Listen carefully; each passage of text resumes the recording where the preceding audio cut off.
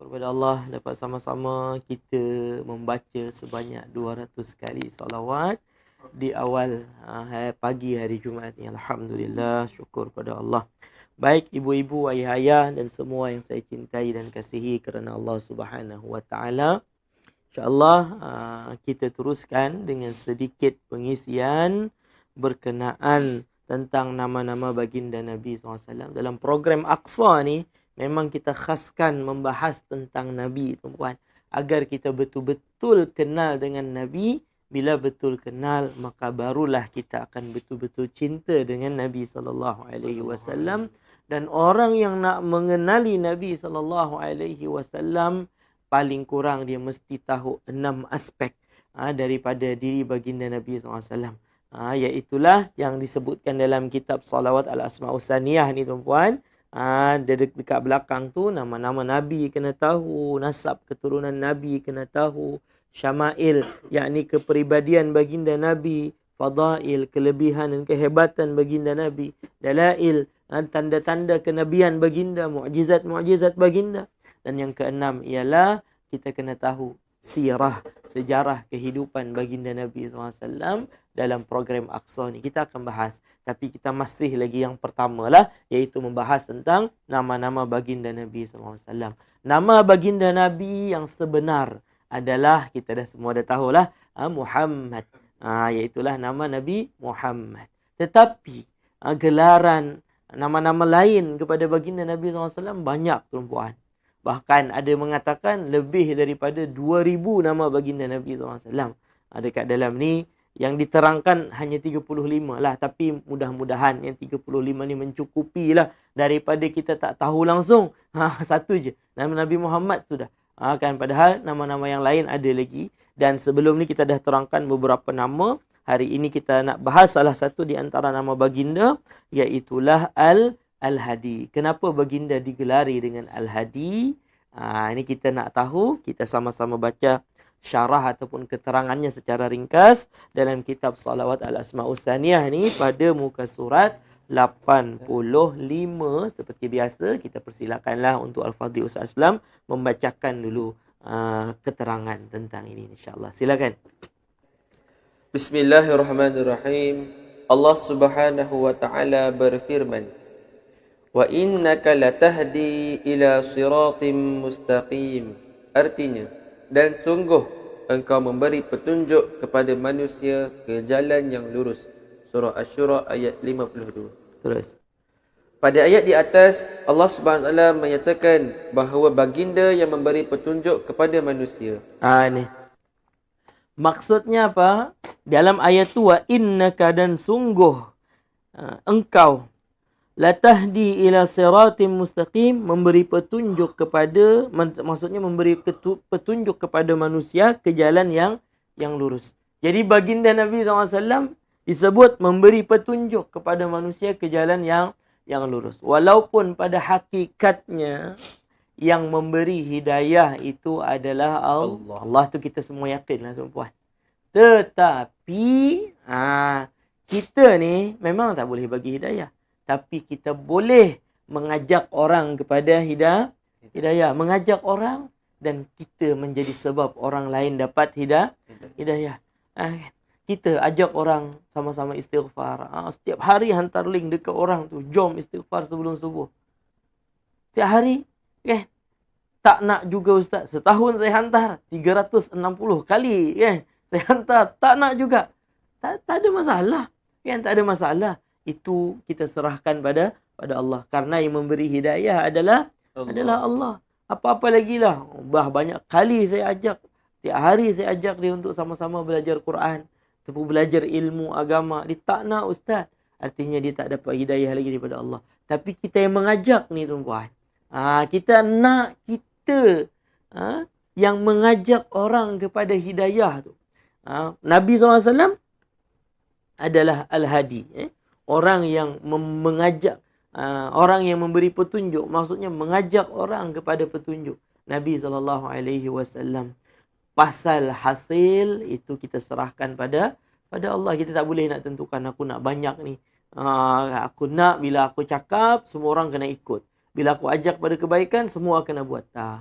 semua kembali kepada Allah Subhanahu Wa Taala, keputusannya macam mana. Sedangkan baginda Nabi SAW sendiri pun tuan-tuan, baginda Nabi SAW sendiri pun, bila baginda Nabi SAW mengajak orang kepada Islam, ada orang yang Nabi nak sangat sebetulnya, berharap sangat agar orang tadi dapat masuk Islam, agar orang tadi dapat hidayah daripada Allah, agar orang tadi beriman kepada Allah, tidak menyekutukan Allah.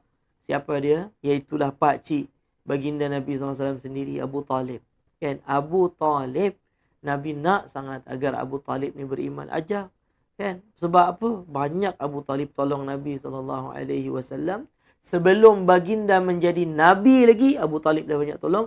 Lepas baginda menjadi Nabi pun, Abu Talib banyak tolong dakwah Nabi SAW. Bukanlah Abu Talib berdakwah jom masuk Islam. Tak, tapi Abu Talib jaga Nabi sehingga tak ada orang yang berani kacau Nabi selama Abu Talib hidup. Tak ada orang berani kacau Nabi. Lepas Abu Talib meninggal, ialah ada yang sampai meletakkan kotoran unta di atas tubuh Nabi SAW ketika baginda sujud dalam solat di depan Kaabah. Ada yang berani. Itu lepas Abu Talib meninggal dunia. Sebelum tu tak ada orang kacau Nabi SAW. Kenapa? Orang takut dengan Abu Talib. Oh, ni pengaruh dia kuat. Orang hormat dia, orang respect dia. Abu Talib, tak ada orang berani kacau Nabi SAW. Ada Abu Talib. Nabi sangat berharap Abu Talib ni masuk Islam. Tetapi akhir hayatnya, sampai ke akhir hayat, Abu Talib tak mendapat hidayah Islam, tak mendapat hidayah keimanan. Dalam Al-Quran Allah Subhanahu Wa Taala sebutkan, innaka la tahdi man ahbabta walakin Allah yahdi man yasha.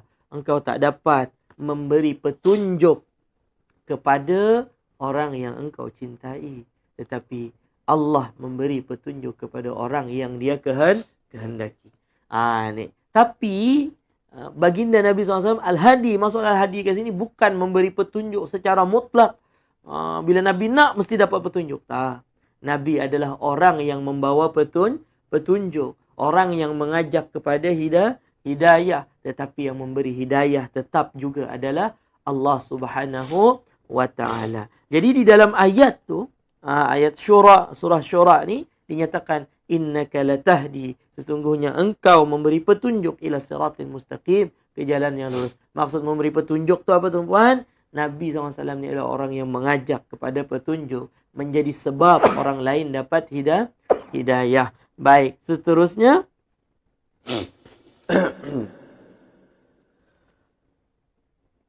orang yang memberi petunjuk. Orang yang memberi petunjuk dalam bahasa Arab disebut dengan Al-Hadi. Dan itulah di antara nama-nama baginda yang mulia. Itu.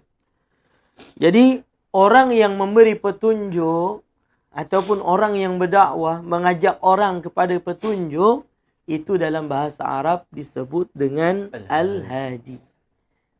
Ni kita selalu Al-Hadi. Hadi ada kan? Nama orang Hadi kan? Ni Hadi itu apa? Orang yang memberi petunjuk. Maksud memberi petunjuk ni bukan memberi petunjuk macam kuasa Allah memberi petunjuk tetap. Maksudnya menjadi sebab orang lain dapat hidayah. Kerja dia mengajak orang kepada kebaikan. Yang menjadikan orang baik ke buruk ke, itu adalah Allah Subhanahu Wa Ta'ala. Yang membuka hati seseorang agar terima kebaikan, ikut kepada kebaikan, itu adalah Allah Subhanahu Wa Ta'ala. Ya, tetapi kita boleh menjadi sebab orang lain dapat hidayah. Kita boleh menjadi sebab orang lain buat kebaikan. Baik, seterusnya.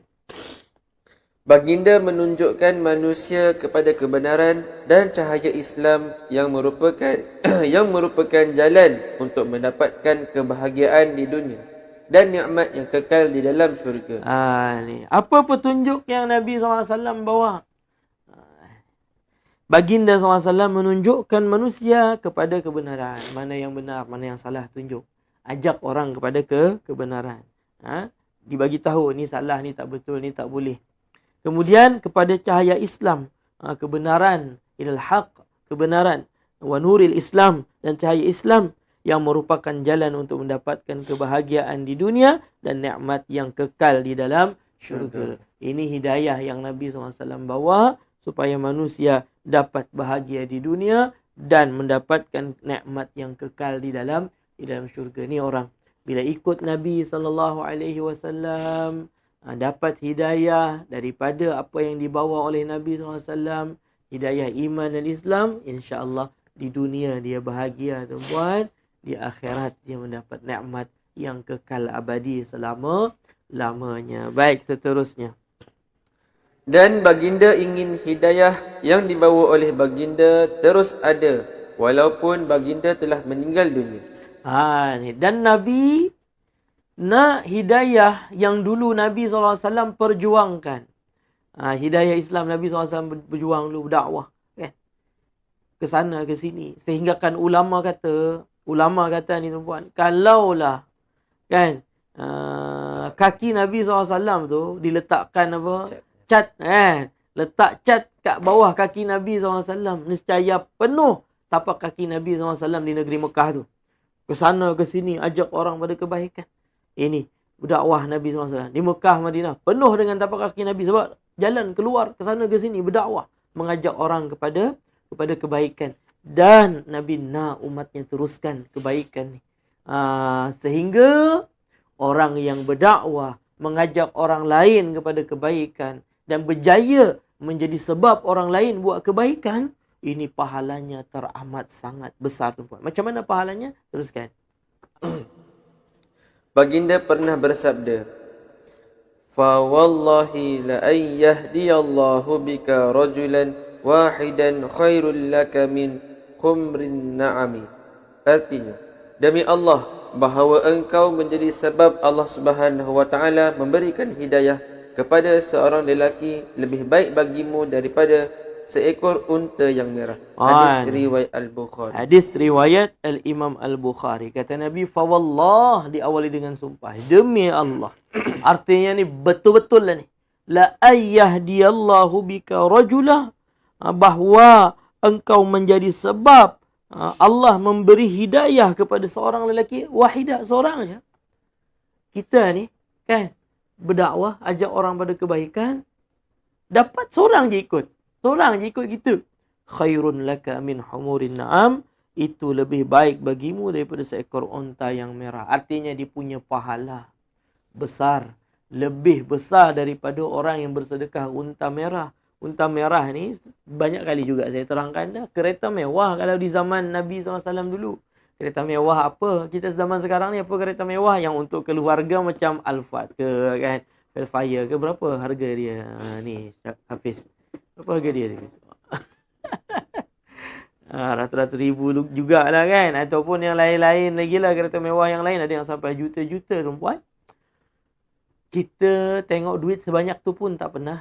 Jumpa duit, jumpa. Tengok sebanyak tu tak pernah. Ada dalam akaun bank kita pun tak pernah.